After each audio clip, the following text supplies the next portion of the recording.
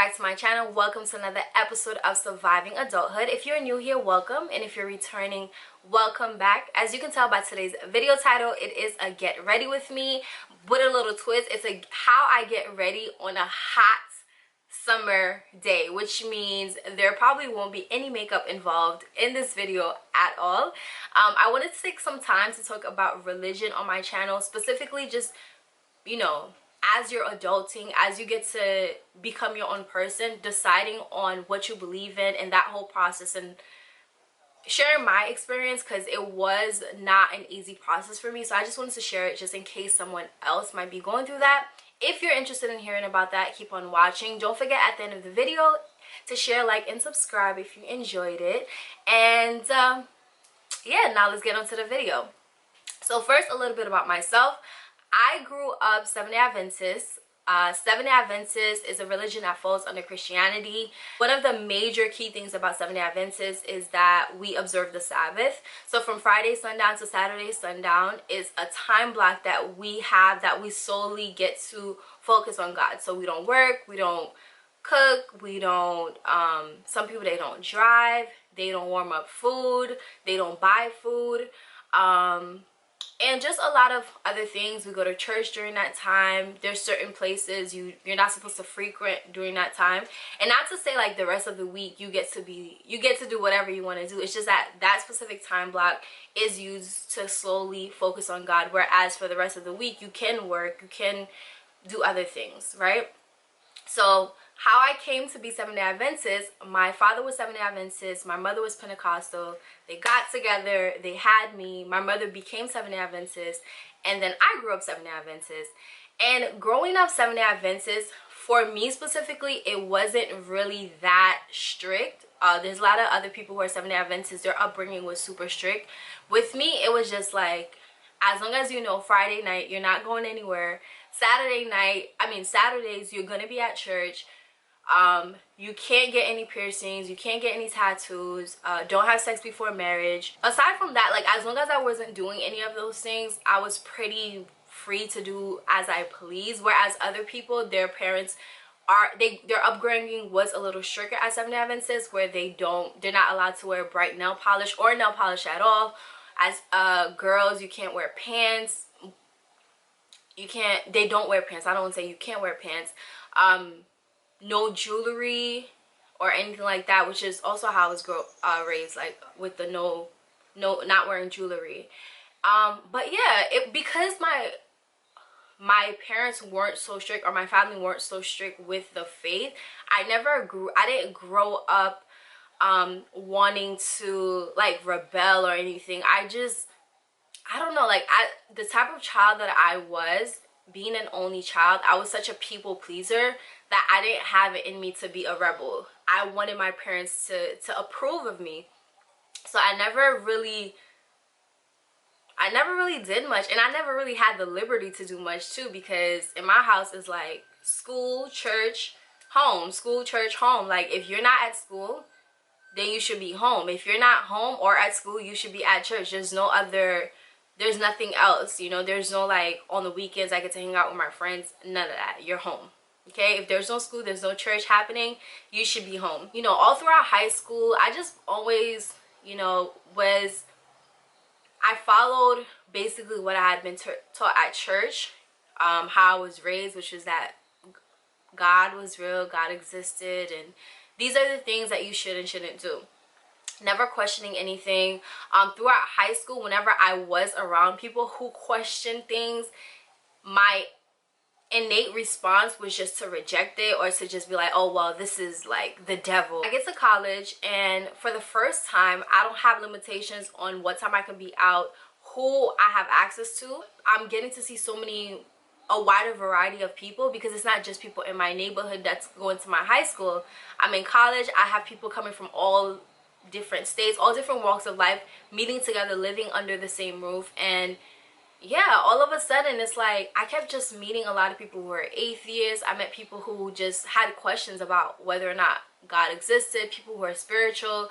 And at first, again, my innate response is to just reject it, like, oh, like, stay away from those kinds of people, basically, because they don't believe in the same thing as you. I leave campus, I go back to going to school, living at home and going to school, and again, you know, my world is back to just the majority of the people I know are Seventh-day Adventists. They believe in the same things that I do, and I'm not really in a position where I question my faith.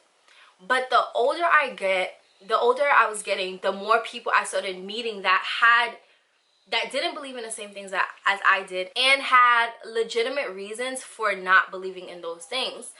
And I'm not the belief that, like, if something keeps coming to you, if something keeps appearing, something keeps coming in your life, there's a reason for it. You know, whether that thing is to tell you to continue doing what you've been doing, or that thing is telling you to try something different, that thing requires your attention. So I started paying attention more, the more I was meeting people who didn't have the same beliefs as me.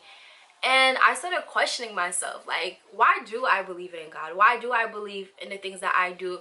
Like, what's my logic other than this is how I was raised, this is what my parents believed?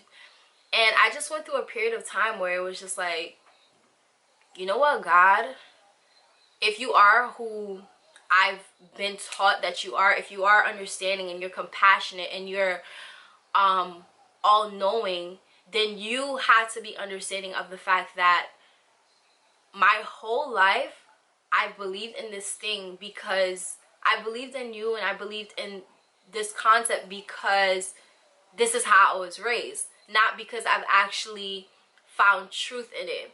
And I need you to be understanding of the fact that I have questions. And just coming to that point was so scary for me, because that's my foundation. That's everything. Excuse my thing, but that's my foundation. That's everything. It's like, if God doesn't exist, then where do we, like, what do I do? Where do I go from here?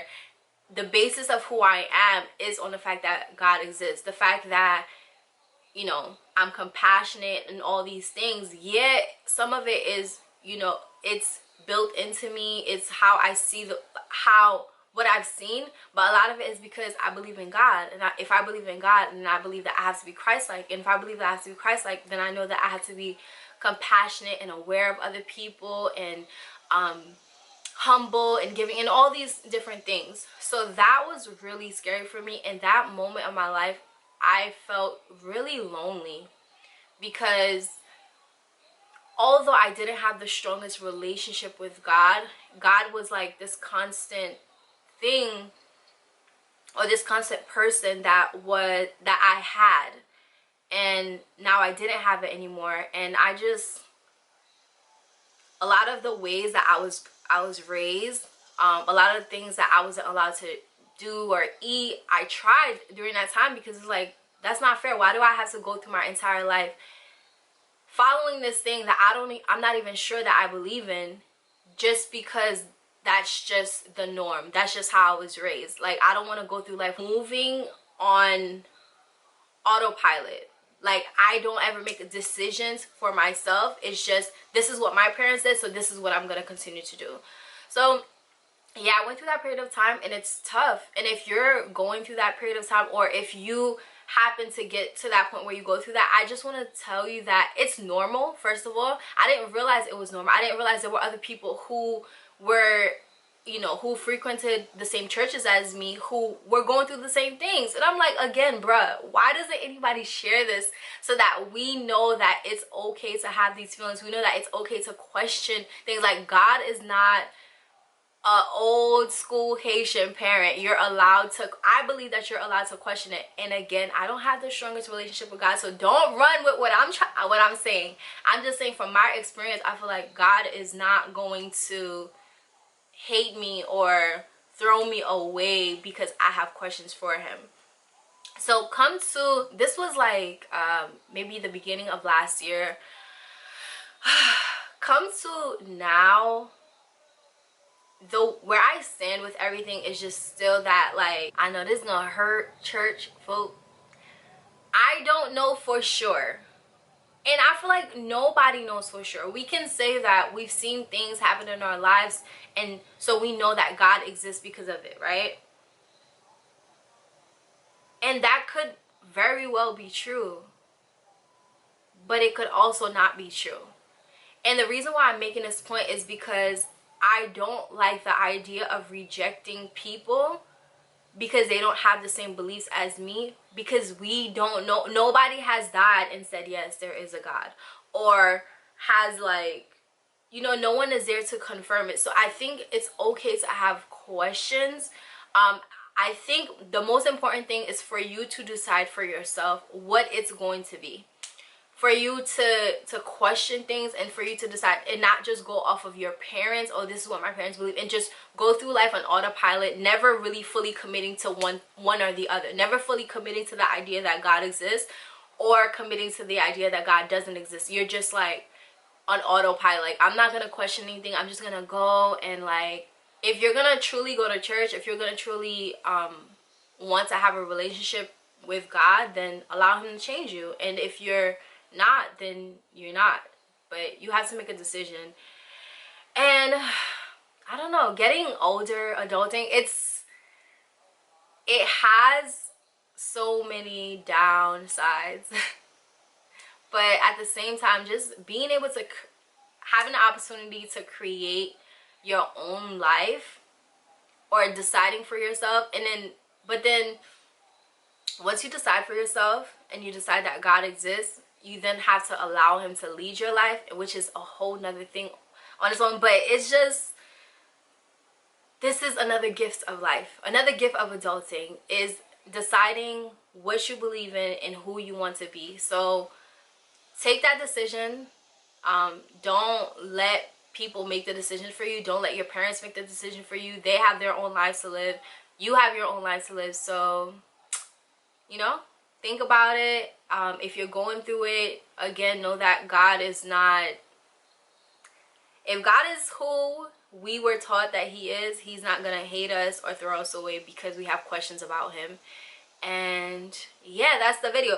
Actually, this is a get ready with me, so let me at least do my eyebrows, because that, it looks like that's about as much as I'm gonna do today, because it's too dang hot.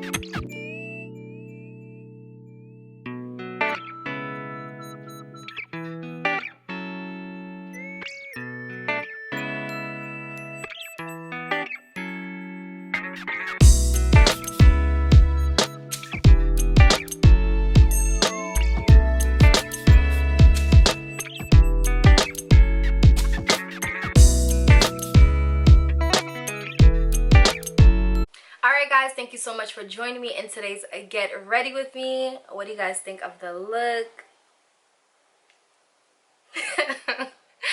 But yeah guys, seriously, I hope you guys didn't feel disappointed at the fact there's no makeup actually involved in this video. But this video is a get ready of how I get ready on a really hot day. And on a really hot day, I fill in my eyebrows, and that's pretty much it. Put a moisturizer. The only thing that I'm missing right now is some sunscreen. I left my sunscreen in the car, so on my way to work I'm just gonna spray on some sunscreen, and I'm pretty much good to go. I hope you guys enjoyed this video. I hope you got something from it. Please feel free to comment down below if you've ever gone through this emotion, and what helped you get through it. If you're currently going through it again, you know, I'm here if you want to talk, or whatever the case may be. Thank you guys so much for joining me, and I will see you next time right here on Surviving Adulthood. Apologies for the break, but I'm back, and I hope to see you next time right here on my channel. Bye!